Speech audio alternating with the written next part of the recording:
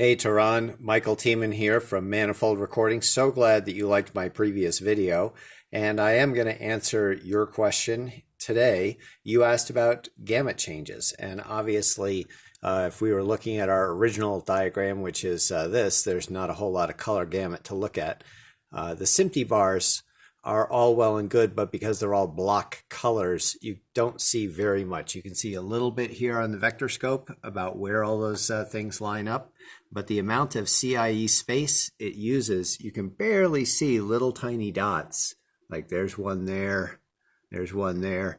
That's no good. So we're going to go here to this big color gradient that cuts a wide swath, and what we can see here is that it uses a fair amount of the Rec. 709 space. It uses a fair amount of the vectorscope space. It's a nice square thing. We've got this color gradient with blue in one corner, red in another color, green on an edge. And so red plus green is yellow, green plus blue is cyan, red and blue are magenta. You get the idea. So here's our diagram, and here is a calibrated Rec. 709 display. And your question was, can you see the gamut change if I change the color mode? And the answer is yes. So just like in a consumer television where you have theater mode and you have vivid and you have standard, outdoor, indoor, whatever, the kinds of things that we have on our color calibrated monitor are things like Rec. 709. And if I change this to SMPTE-C and I hit go, you will see a gamut change. Kapow, little tiny one. If I go here to wide gamut, you'll see another little gamut change. Kapow, much more obvious. And if instead of wide gamut, we go to 2020, even more. So now what's happening? What's happening is Rec. 709 has a very, very narrow gamut, as we can see here on the CIE chart. Rec. 709 is using a tiny bit of space. And so when we ask for red, the reddest Rec. 709 can be is here, but larger color spaces can be redder. And so let's look at the color space of Rec. 2020. And so we're going to go and we're going to bring up here our output color space. And if we say that we're going to output in Rec. 2020, scene referred, and save that preference. Now, what we see here is that the Rec. 2020 space, oh my God, look at how enormous that is.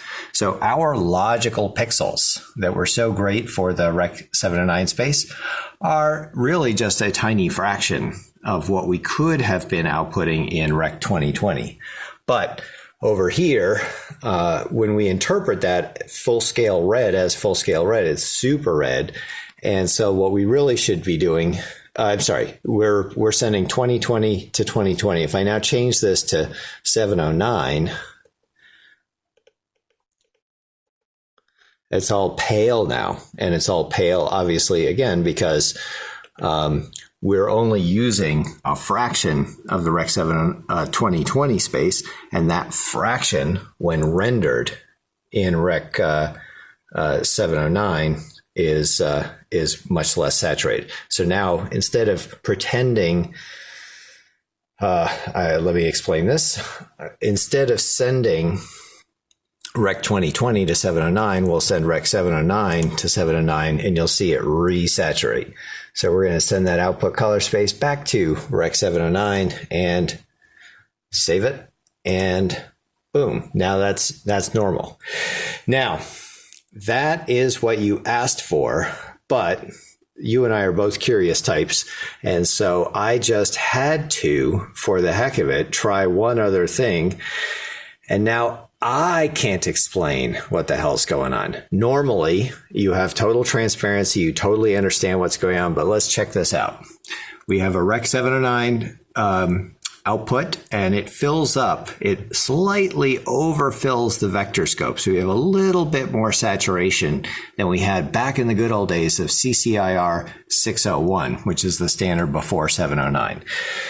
And what we can do with this whiz-bang monitor is we can bring up some real-time scopes, and the scope shows us a luminance curve here. It shows us a vector scope there. We could also bring up different slightly different set of scopes. This is a RGB overlay here, and there's our vector scope in a very easy to read format. Okay, and that vector scope, it's not colorized, but that vector scope shows exactly the same scope depth as that vector scope. Now let's change. Right now we're sending video level to a set which is calibrated for video level. Let's change our level from video to full. So we're going to go here, and in our general options, in our color master settings, we're going to change this from video to full. And all of a sudden what's going to happen is instead of scaling everything to 16 to 35, we're going to open it up a little bit, and kapow, now we're sending this wider signal that gets interpreted in that box a little bit wider. So we saw that change. So now I'm going to say, okay, let's match like for like. Let's go in here to color management and let us change our SDI black level from video to data, which should be basically full range. And when I say okay, it resets that and it looks right, but lo and behold, we have a much more saturated thing here. Now in my book, in a perfect world, if we have logical pixel values here going through a well-defined output color space, data level, all those parameters are well known, and they're matched over here, our scope here should match our scope there. So now I have to figure out what the problem is. But what I can also tell you is that if you stay in the straight and narrow, Rec 709 video levels, by golly, the scopes all agree, and you really don't have to guess what you're looking at logically or physically. So that's the bottom line for using a professional calibrated monitor, and I will investigate why it is that I don't understand what's going on. So in the meantime, I think I'll pour myself a nice new cup of coffee in my UNCSA mug, and cheers to all of you.